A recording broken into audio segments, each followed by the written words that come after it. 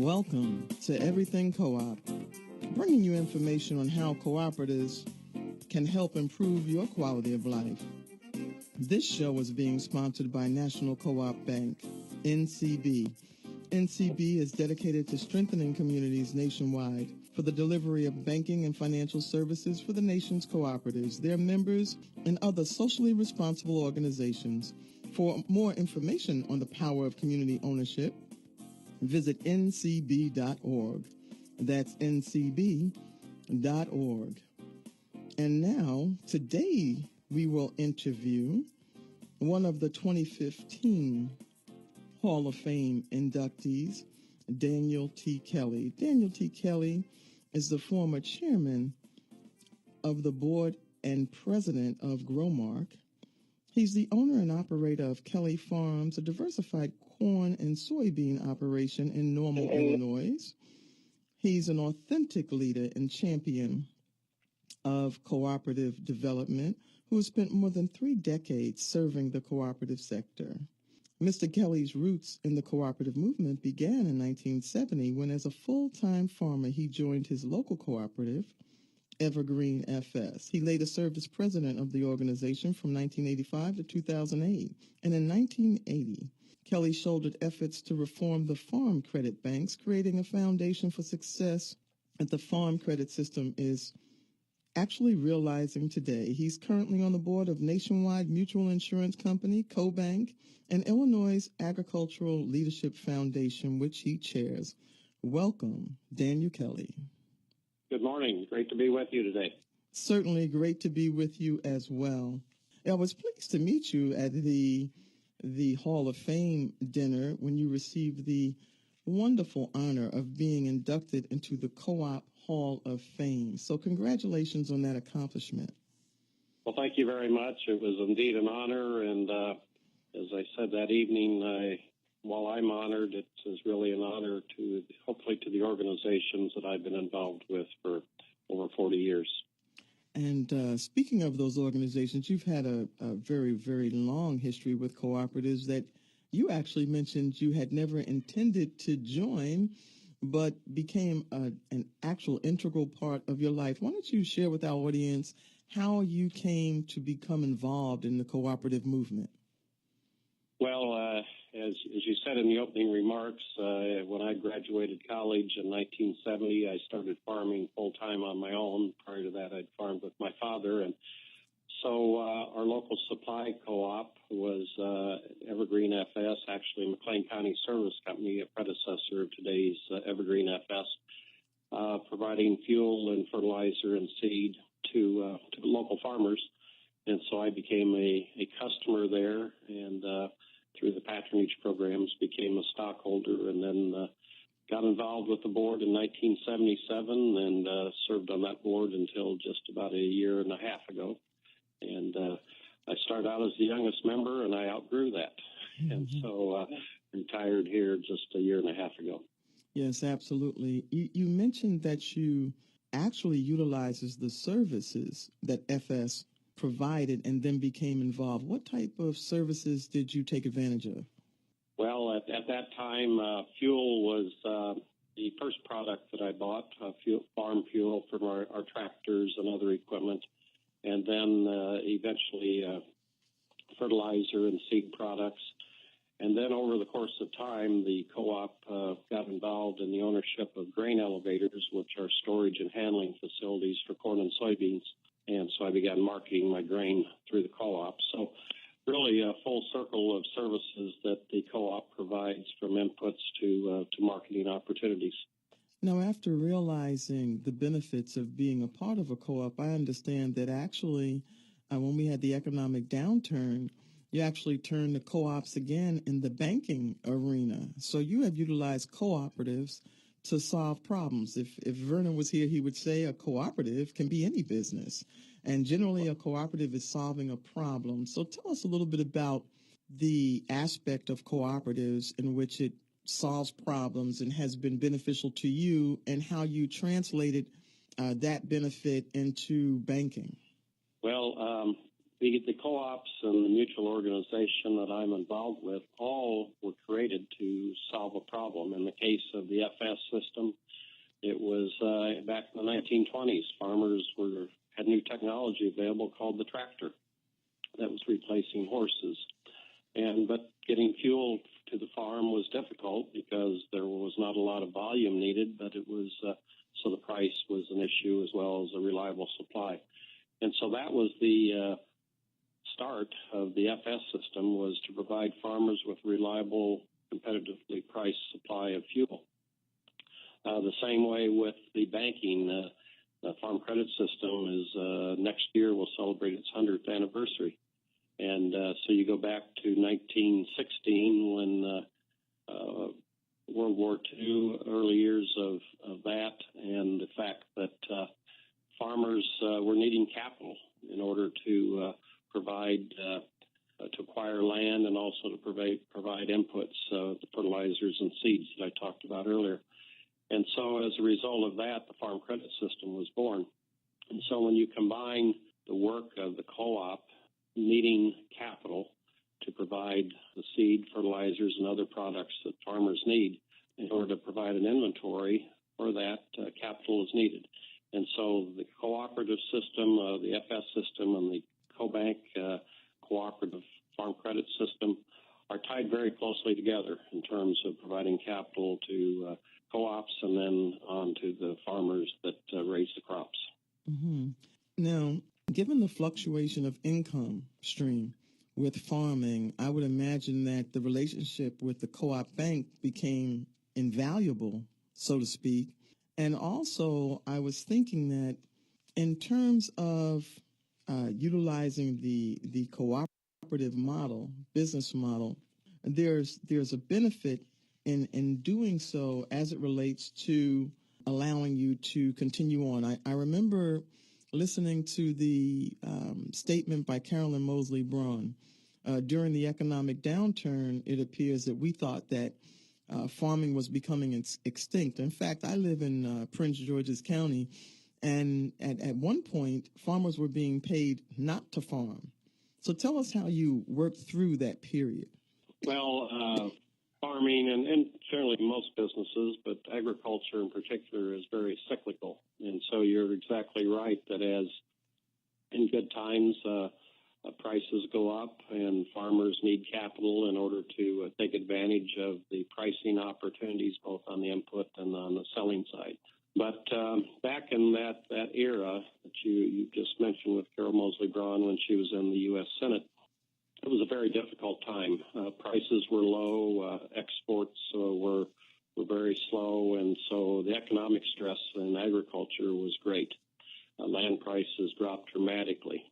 And so the Farm Credit System was under a lot of stress as well because they had loan money to producers and landowners that the collateral for that had actually declined during the late 70s, actually early 80s, and to the mid 80s. And so there was a real concern that agriculture, as we knew it, was going to no longer exist. But through the stability and the strength of the Farm Credit System and actually producers and directors and management people within the system, working with the U.S. Congress, were able to put some stability into agriculture. And as a result, by the late 80s, things began to turn around, and the last 20, 25 years have been some of the more prosperous times in U.S. agriculture. But we're stronger because of the stress that we endured, and the co-op movement was very integral in helping stabilize agriculture and lead to its current success. And we're certainly appreciative of that. I know that in terms of that, one of the things that Vernon often does is reflect upon these principles, these co-op principles. And I know that members' economic participation is one that comes to light right here. And also, I wanted to talk a little bit about this agribusiness. And, you know, I can't believe that I'm about to open up a new discussion with you, and we're going to have to take a pause. So I don't want to open up the discussion and then have to curtail your comments. So what I'm going to do is invite people to call in at 1-800-450-7876. That's 1-800-450-7876. If you want to learn more about Mr. Kelley, he actually has all of his history on the internet at heroes.coop, Daniel T. Kelley. So if you stay with us, don't touch that dial. We will be right back.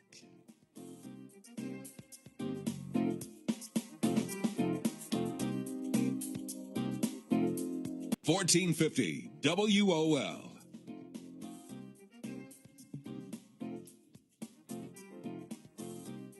And we're back with Daniel T. Kelley.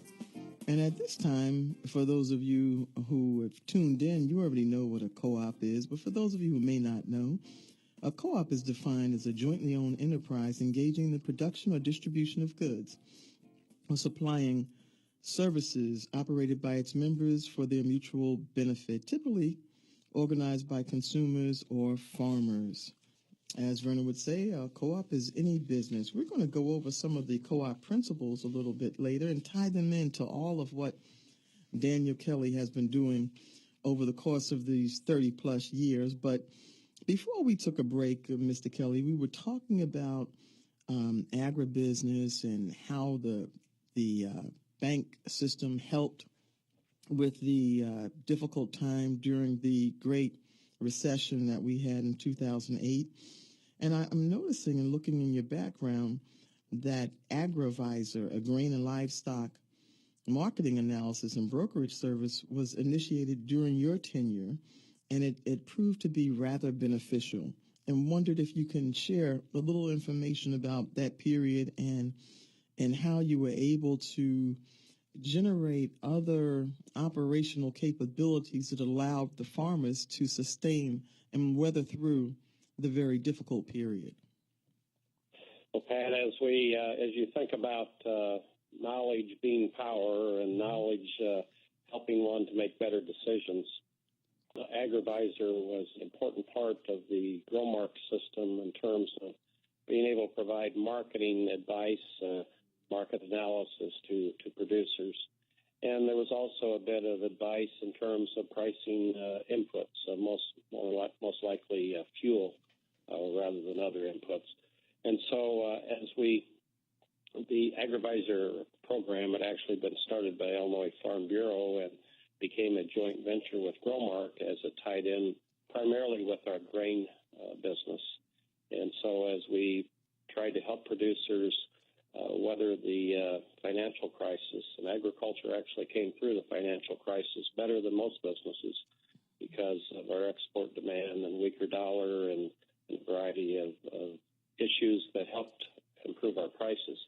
But being able to take advantage of those prices and not only for today's market but for futures market is what AgriVisor was helpful in doing and help farmers to lock in some profitable prices and be able to sustain themselves while other businesses were struggling. Yes, my core business is actually marketing. So, and it's really interesting that you said information is power, because the theme of this particular radio station is that information is power. So that's it. We're tied closely together. That's great. Absolutely, because one of the things I always tell people is that many businesses, in fact, most startups fail. Over 90% of startup businesses fail in the first year. And if I work with a business, when they're starting up, they generally say, I don't have enough money for advertising. And I try to share with them that you don't have enough money not to advertise. And then when they fail, they say, well, I never had enough money to advertise. Yes, that has to be part of the business plan in any organization, including startups. You're exactly right. Now, you speak about how integral a part that AgriVisor became to growing the business and helping the business make it through that difficult period. It actually takes me to the point of how big GROWMARK became, because GROWMARK is one of the biggest companies in the cooperative world, and I understand that you all were able to give back quite a bit in terms of monies to your cooperative community. Tell us a little bit about GROWMARK and how all of that unfolded. Well, when I first joined the board of GROWMARK in 1995, it was a very diversified cooperative. And we run the feed business, livestock business, grains, and other supplies, as I mentioned. And actually, we're having a bit of a struggle in terms of profitability, and that if we're not profitable, being able to pass back some of our profitability to our members as one of the co-op principles was very difficult, if not impossible. And so in late 1998, 99, we decided that with the management, and I don't want to take all the credit for this. I was there and I was part of the decision making, but there were many others involved. We restructured our business and concentrated on the things that we thought we were best at, that being the supply, fertilizer, seed, and fuel businesses, as well as the grain business. And as a result of that, then we made a decision that we were going to need to grow, and so we acquired a couple of businesses on the East Coast in Pennsylvania and New York and Delaware. And as a result of that, being able to focus ourselves more effectively, the business that in the year 2000, when I became chair, was about $1.25 billion in sales, and when I left as chairman in 2013, we had exceeded $10 billion in annual sales. And so we've had a great growth opportunity. There were some good decisions made in terms of investments and acquisitions, as I said. And but primarily, I think any business needs to decide what they're best at and what they can focus on, and then do that to the best of their ability. And that worked for GROWMARK. And as a result of that, we've had substantial cash flow back to our members through our patronage programs.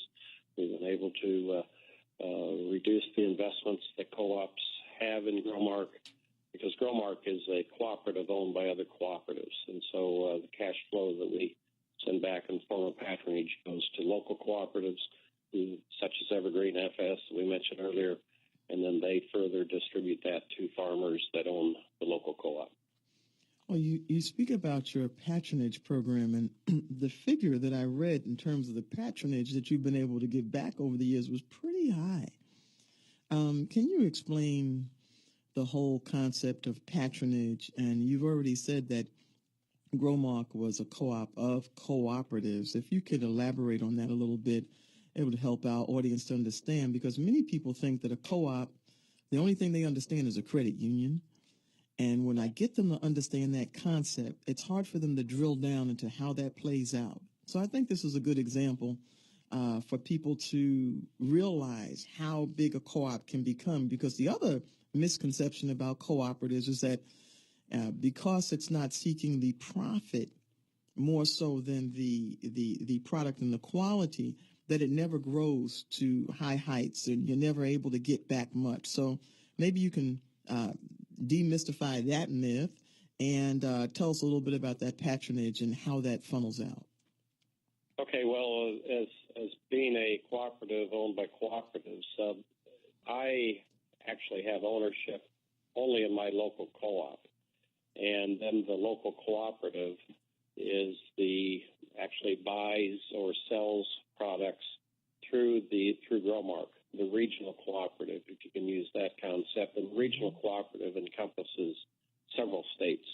And then the members, the FS members within those states that do business with GROWMARK through either purchased stock, which is a minimum amount of $1,000, or they can acquire ownership through the patronage program. Because when GROWMARK issues patronage, it starts out at basically 50% cash and 50% stock.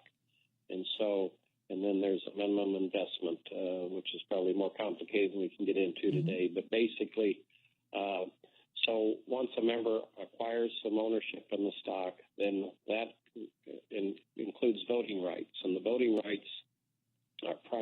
to elect directors to the local board in the case of local farmer, or in the case of GROWMARK, the local cooperative have voting rights to elect directors, such as myself when I served on the board for 18 years. And so then the board of directors is charged with the responsibility of managing the business, setting policy and strategic direction. We manage the business by electing a chief executive officer, and then select staff with various skills to run the business. When that business is profitable, as GROWMARK has been in recent years, the decision then becomes, are we going to continue to grow to the business? Do we need capital to grow? So do we retain part of our earnings? And what we do not need to retain for growth or financial stability, then we pass back to those local cooperatives. And so, as you said, that's been millions of dollars over the past several years as GROWMARK has been quite profitable. And so you can see that as we were growing from $1 to $10 billion, acquiring assets and facilities, we needed capital to do that. Some of that we used for our own capital, and then others we borrowed through the farm credit system, CoBank. And so cooperating among cooperatives and distributing our patronage cash flow back to members is a couple of the important concepts of cooperatives. And it certainly has worked to the benefit. And you said several $1 million. In any given year, what was the largest amount that you gave back as a patronage? Now you're going to test my memory a bit. Oh, okay. I'm going to say it was probably in excess of $250 to $300 million. Yeah, I knew the figure was pretty large. Well, we'll come back to speak more about some of the other activities that you were involved in, but we've come up on an opportunity to take another pause. So I'm going to suggest to you that you can call in at 1-800-450-7876. That's 1-800-450-7876. Don't touch that dial. We will be right back. News updates on the web at WOLDCnews.com.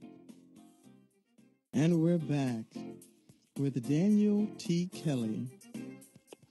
He's the former chairman of the board and president of GROWMARK, Inc. I know that actually you recently retired as the board chairman and president of the agricultural supply cooperative GROWMARK, Inc., Mr. Kelley, and you have continued to work in the cooperative movement. As a matter of fact, I show here where you're on the boards of CoBank and Illinois Agricultural Leadership Foundation. And I understand, are you still chairing the Agricultural Leadership Foundation? Yes, I am.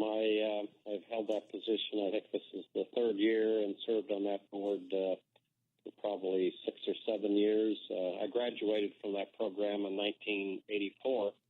And so this was a way to give back to the program by giving some of my time to further the purposes and opportunities of the Ag Leadership Program. I know in looking at your bio and your history, the leadership program played an important role in your development. As you're saying, you're giving back to the program. If you could share a little bit about the program, the validity of the program, it might help our audience to understand more about the Agricultural Leadership Foundation, because it's proven to be integral to many people's lives. Well, it certainly has. We've had people that have gone through the program that have served in the Illinois Department of Agriculture, the American Soybean Association, the Corn Growers, Farm Bureau, a variety of organizations.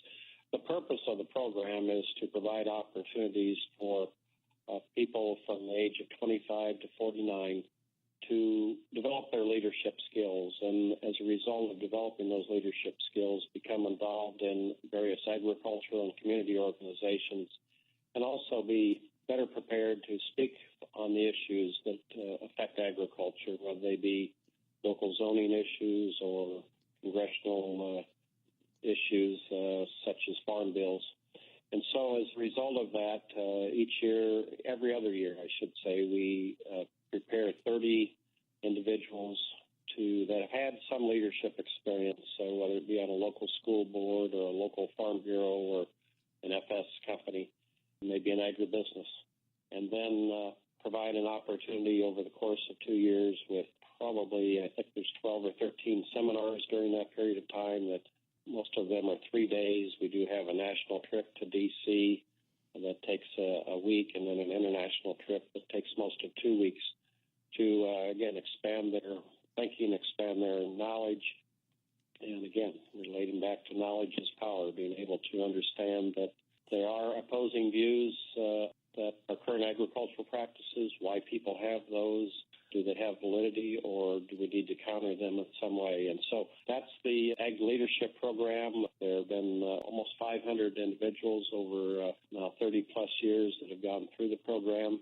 I was fortunate to be in the first class of that in 1983 and 84. And I often think back to the lessons learned and the opportunities I had in those 2 years that have helped me to be a better leader in the organizations that I've been involved with. So I'm very positive about the program, and as mentioned earlier, trying to help give back and support that program in a variety of ways currently so that other leaders can emerge from there and continue to support agriculture where needed. Well, that's fantastic. And as a matter of fact, you speak of leadership and the leadership skills and abilities that you garnered from participating in that program. And it actually makes me think about a comment that was made in your testimonial video by a gentleman who I believe worked with you as you led one of the organizations. And he mentioned that you're just a true leader, that every time you work in an organization, you tend to rise to the leadership role. I know when you said that you first joined Evergreen FS, you didn't even think you were going to be appointed to the board. But it seems to me, in looking over your history and your involvement in the cooperative movement, that you're willing to assume a leadership role and to help to move people forward. Tell us a little bit about that impetus and what inspires you to go the distance, because you tend to go the extra mile. Well, Everett Dobrensky, who you just mentioned, the current chairman of CoBank, was very kind in his remarks. But I guess as I think about the role of leaders, sometimes it's saying yes. And when you think I don't have time or I don't have the skills, and you find yourself, developing. Sometimes leaders, until they're put to the test, don't realize they're leaders. And so I think getting involved and committing to a cause, committing to a purpose, and then sometimes it's a matter of timing, and sometimes it's a matter of opportunity. But I also think that you do need to have a certain desire to lead in order to be a leader. Mm-hmm. You have to have the support, obviously, of your team, whether that's a board of directors or any type of team. You have to have those that are a leader by himself is not a leader. Leaders have to have people that support them and believe in them. And so having credibility and having high standards, having the ability to articulate your message are important qualities of leaders. I honed those a bit in 83 and 84. And again, every speech that I've given or every decision that I've made, I'm better off after I've done that when I get ready to make the next speech or the next decision. And so it's an on-the-job training always. Continuing education is important no matter how young or how old you are, and staying in tune with what's going on and staying abreast of issues. But again, a leader could be a lonely position at times, but if you don't, you definitely need the support of your team behind you to make your leadership effective. Oh, absolutely. You do it so well. What's really interesting in looking at the history of all that you've done, I was working with a person whom I'll mention at this time as opposed to the end of the program.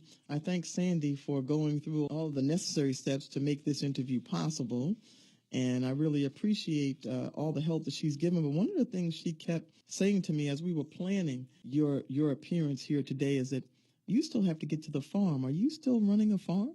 Oh, yes, I am. In fact, when we are done with the interview here, I found a bit of missing corn, operator error, my error in terms of had a few rows of corn that didn't get planted correctly, and so I'm going to go out and do that after this interview, and hopefully I'm done planting for the year. But I work with my brothers and my nephew and my son on corn and soybean acres here in central Illinois. We're located 2 hours south of Chicago, between Chicago and St. Louis, so 2.5 hours from St. Louis north, and right in the center of Illinois. And I've done that since, as we said earlier, 1970, and continue to do that. Eventually, my son will take over the operation, so he's working with us in the process. But I also want to thank Sandy, too, getting this coordinated to match everyone's schedule.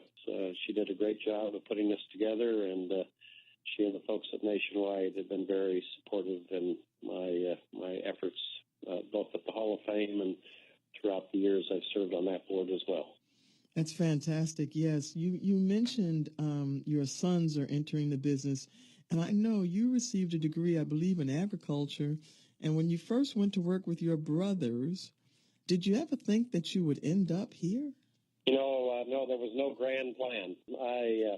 My only goal in 1970 was to rent some acreage, and was successful in that with a neighbor lady whose husband had passed away, and she was renting her farm out, and her tenant had changed, took on some other acreage, and so she was looking for someone to farm her land, and so I rented that, and when I got married in 1971, and my total goal was to be a successful farmer, and didn't have any aspirations to be on a co-op board or be on any board for that matter. And then over time, I became chair of our Young Leader program, Farm Bureau program here in the county, and then got exposed to the co-op system through that, and then was nominated for the board, was elected to the board, and now every step of the way, I've thought, this is it. I'm not going to do any more, and it's been an interesting, 45 years of involvement, not only with production agriculture, but with the various cooperatives, mutual organizations, and it's taken me to places I never dreamed about or never thought about in terms of opportunities for myself and my family, and so it's been enjoyable. There's been challenging days, but overall, you forget the tough times and you remember the good times that we had. Absolutely. Now, you mentioned that you and your brothers were farming together. Was there a farm in existence before you entered the business after you received your agricultural degree? Yes, I actually, through grade school and high school, farmed with my father. And he never expected me to continue farming. He thought I would get an education and go off and do something else. And I started out actually. We had a grain and livestock farm at the time, and it was a moderate-sized farm for the day, probably 350 or 400 acres, which was fairly typical at that time because everyone had some cows or chickens, pigs, whatever. But over time, we've concentrated just on corn and soybeans and do not have livestock. And so then in 1970, I'm the oldest of the family. When I graduated college, I rented some land. And then as my brothers graduated college, they've also rented some additional land or acquired some land through purchases over the years. And so as a result, we rent about 3,500 acres today, and we're in the, like I said, I'm in the early stages of a transition to my son taking over, and so he'll be the fifth generation that's run part of this acreage, and that's again typical that farmers pass their operations on generation to generation, if at all possible. Now, did you expect your son to want to go into the business, and have any of your other brothers' children decided to go into the business? I have a nephew that's just started in the business, but no, my son actually has a degree in criminal justice, and he worked in the juvenile probation programs for a few years, and currently he is a 911 dispatcher for our local police and fire department on a part-time basis. He did that full-time for a while, and then as his children became more active in athletics and school activities, he was looking maybe not to be quite so committed to a schedule or even an overtime schedule, as those are 7 by 24 operations, obviously. Mm-hmm. And I was quite involved at that time in the cooperative activities that we've discussed. And so I was needing some help on the farm, and he was looking for an opportunity to get back to the farm. And so he's been back now 5 years on a full-time basis on the farm and continues to work part-time as a 911 dispatcher. And we have 2 daughters who are all both here in town as well, here locally. One works for an insurance company, another one works at a high school. And so our family's all here close by, and I moved 3 times, and I'm a mile from home. So that's unusual, too. Oh, that's actually wonderful. You know, you have an extreme commitment to community service, and we're going to take our final break, and we're going to come back and talk about your involvement with Nationwide and your commitment to service and giving back. So if you can stay with us, we'll invite our audience to call you at 1-800-450-7876. That's 1-800-450-7876. Don't touch that dial. We will be right back. And we're back. And you have one final opportunity to call in to speak with Mr. Kelley. You can dial in at 1-800-450-7876. That's 1-800-450-7876. And, of course, I had saved your current involvement for the last segment, Mr. Kelley, and I realized in looking at many of the things that you've done in the course of your career, one of the things that is very, very consistent is your desire and your commitment to giving back to the community. So I want to give you an opportunity to tell a little bit about, you know, that commitment that you have and some of the things that you've been able to do. Well, I think some of the best leaders are those that are servant leaders. And so as a result of appreciation for what I've been given and appreciation for what our family's been given, it's important that we give back in some way, and everyone has their different, you know, it's a matter of time, treasure, talent in many cases, and not everyone has the treasury that's able to give back to the community in that way. But I also think that giving of oneself to make your communities better, we all have benefited by those ahead of us. And as I said, the night of the induction, we all stand taller when we stand on the shoulders of others. And so I've been able to, through my work with Ag Leadership Program and local, the University Alumni Association, we were able to establish a scholarship at the university in our family's name so that we can help agricultural students. So I just believe that it's part of our obligation as citizens of this country to help others in the way that we determine best, and we'll all be better off because of it.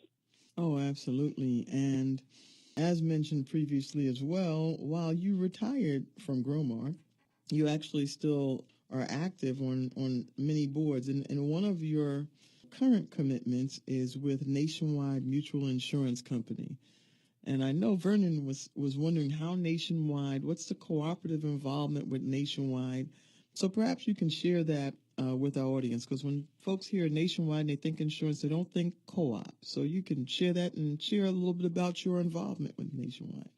Okay, well, I currently do serve on the board of Nationwide, and I've served on that board since 2006. A mutual insurance company is very much like a cooperative in many ways in terms of the purpose that they serve are to protect, in the case of Nationwide, to protect things that are most valuable in people's lives. And so a mutual organization is owned by the policyholders. And with each policy that you take out, and you may not know it, it's in the print, but you may not read it as the main purpose for purchasing that insurance. But you become a a policy holder, but you also have voting rights within that policy to elect directors. And so as a result of that similarity, again, with the cooperative system, Nationwide has an agricultural insurance portion of its business. And so Evergreen FS and GROWMARK system, their primary or insurance carrier is Nationwide Agribusiness, which is, again, a subsidiary company of Nationwide. And so cooperation among cooperatives, cooperation among mutuals is important to ensuring that cooperatives, organizations continue to be successful. Insurance is a necessary part of our lives, and we're able to provide that through a mutual organization. Absolutely. You mentioned cooperation amongst cooperatives, and that's the sixth principle of the cooperative principles. And I know that as you go through in terms of working with Nationwide and as you continue to work on several of these boards, it becomes important to leave a legacy. And in terms of legacy, what would you like for your legacy to be as it relates to all of this? Well, I believe that, the goal, I believe, of any leader is to leave the organization stronger and better than they were when we joined the board. And, part of that can be measured by financial success. And we've talked about GROWMARK and how it's grown. CoBank the same way. It's probably almost 3 times what it was when I first joined the board, and Nationwide continues to be strong financially. And my local co-op, too, has expanded from 1 county to 5 and has had great success. So financial success is part of it, but it's really coming back to, are the members better off because they're part of the cooperative? And I can say that in every case, yes is the answer to that. And so I think my legacy is one that I was there for some important decisions. I participated in the discussion, and as a result of the decision by the board of directors and management working as a team, the members have been, their lives have been improved because of the decisions that were made while I was there. And I had a small part in those discussions, but hopefully I was on the right side of the issues as discussions were held. Well, you've certainly made a huge contribution to the world of cooperatives, as evidenced by your becoming a part of the Hall of Fame. And what's next for you? Well, I would think some days I think slowing down is a good thing. Mm-hmm. But there are opportunities. I've been approached about joining another not-for-profit, the foundation here locally, and that hasn't been finalized yet. But again, there's opportunities. Probably as I look for any opportunities, they may be closer to home and involve a little less travel. While I enjoy traveling, the adage, the more frequent flyer miles you have, the less you want to use them. There is some validity in that because traveling is not what it used to be. But overall, I enjoy being involved in the local community as well as in these national organizations. And so I will continue to stay on Nationwide's board and CoBank's board for a few more years, the Ag Leadership Program as well for a while yet. But eventually, if these leadership programs are successful, we've got some younger, more energetic people to take the positions that I have, and again, we'll be better off as a result of that. Well, in all of my research and learning about leaders and my own leadership program, I attended Leadership Maryland, and one of the things that was brought out to us is that leaders, true leaders, very rarely seek opportunities to lead, but are heavily sought after. And so I believe that, when you establish yourself such as you have done, that people will always be seeking. You said you've been approached to participate in yet another activity, another valuable entity, if you will. Would you say in the course of the history of your involvement in cooperatives, along the way, it seems that many of the activities you participated in, the boards that you've become a part of, the movements that you've become a part of, it's been out of a sense of need?